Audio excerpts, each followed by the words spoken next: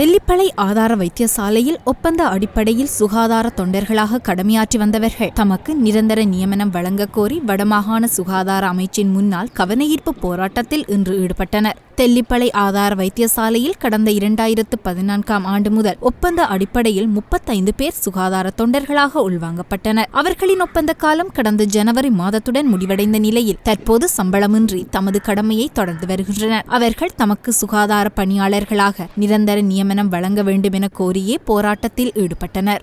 சுகாதார தொண்டர்கள் நாங்கள் கிட்டத்தட்ட இப்போ 6-7 வருஷமாக சுகாதார தொண்டராக வேலை செய்கிறோம். முதல் தெல்லிப்பளை ஆதார வைத்தியசாலைக்கு போக முதல் ஊருக்குள்ள மித்வாய்போட தெல்லிப்பளை மொஜின்களை சுகாதார தொண்டராக வேலை செய்கிறாங்க.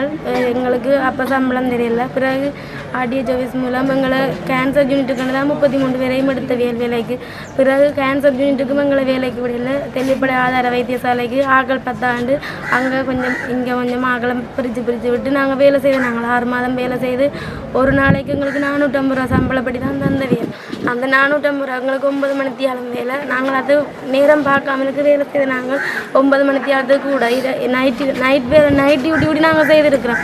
அதை விட தெல்லிப்பளையிலேருந்து யாழ்ப்பாணம் ஆம்புலன்ஸில் பேஷண்ட்டை நாங்கள் காவு வண்டியிலெல்லாம் கொண்டு வந்து நாங்கள் பெர்மனன்ட் ஸ்டாஃப் செய்கிற மாதிரியே நாங்கள் வாலண்டியர்ன்ற வேறுபாடு பார்க்காமலே வேலை செய்து நாங்கள் அப்படி வேலை செய்து எங்களை 6 மாதத்தால் நிப்பாட்டிட்டேன். பிறகு 6 மாத கண்டாக்கி திரும்ப கூட்டி 1 வருஷம் வேலை செய்து நாங்கள் 1 வருஷம் முடிய எங்களை நிப்பாட்டி நாங்கள் ஆர்ப்பாட்டம் செய்த நாங்கள் தெல்லிப்பளை ஹாஸ்பிட்டலில் ஆர்ப்பாட்டம் செய்து அப்போ எலெக்ஷன் நடந்த கூட்டம் எல்லாருமே எங்களுக்கு கதைச்சு சொன்னது நாங்கள் 6 மாதத்துக்குள்ளே வேலை நிரந்தரமாக்கி தரோம், 3 மாதத்துக்குள்ளே நிரந்தரமாக்கி தரோம்னு சொல்லிட்டு யாருமே எங்களை திரும்பி பிடிப்பாக்கினாங்க. நாங்கள் போய் கேட்டாங்க, பேப்பரில் வந்த நியூஸ்களை பார்த்துட்டு பேப்பரில் நியூஸ் கொடுத்தாங்கள்கிட்ட போய் கேட்டாங்க, நீங்கள் எப்படி நிரந்தர நியமனம் பற்றி போட்டிருந்தீங்க, எங்களுக்கு என்ன மாதிரின்றதுக்காக நாங்கள் 6 மாதம் கென்றாக கூட்டி தரேன்னு தான் சொல்லி போட்டதை வழியாக நிரந்தர நியமனத்துக்கு தனக்கு சம்மந்தம் இல்லைன்னு சொல்லி தரவணம் நம்பி சொன்னாங்க.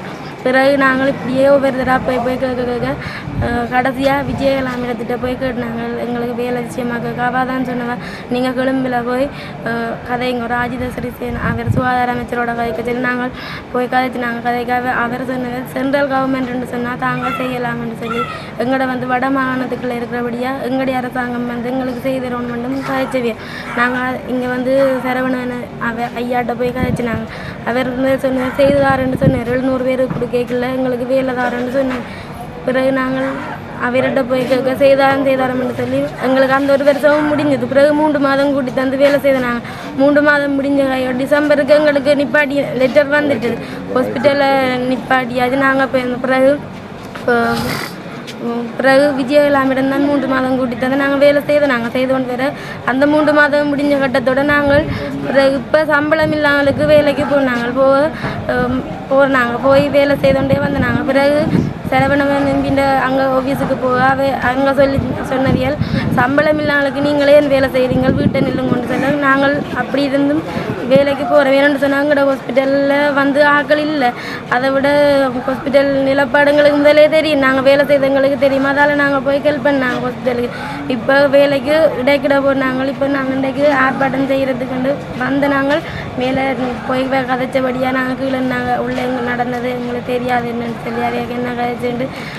அப்போ எங்களுக்கு இந்த 33 பிள்ளைகளும் சரியான கஷ்ட நிலைமையில தான் நாங்கள் வேலைக்கு எங்களுக்கு வேறு வேலை செய்கிற வசதி இருந்தால் நாங்கள் ஒவ்வொருத்தர்கிட்டையும் போய் இப்படி நாங்கள் நின்று கெஞ்சி கொண்டு நிற்க மாட்டோம். தயவு செய்து எங்களுக்கு உரிய நடவடிக்கை எடுத்து தரணும். யார் எங்களுக்கு வேலை தரவேணும் என்று சம்பந்தப்பட்ட உரிய அதிகாரிகள் எங்களோட 33 பேர்ட்ட பாவத்தை பார்த்து நீங்கள் எங்களுக்கு வேலை தரணும். எங்களோட குடும்ப கஷ்ட நிலைமையில நீங்கள் அறிஞ்சு எங்களுக்கு வேலை தரவேணும் என்று உங்களை நாங்கள் தயவாக கேட்டுக்கணும்.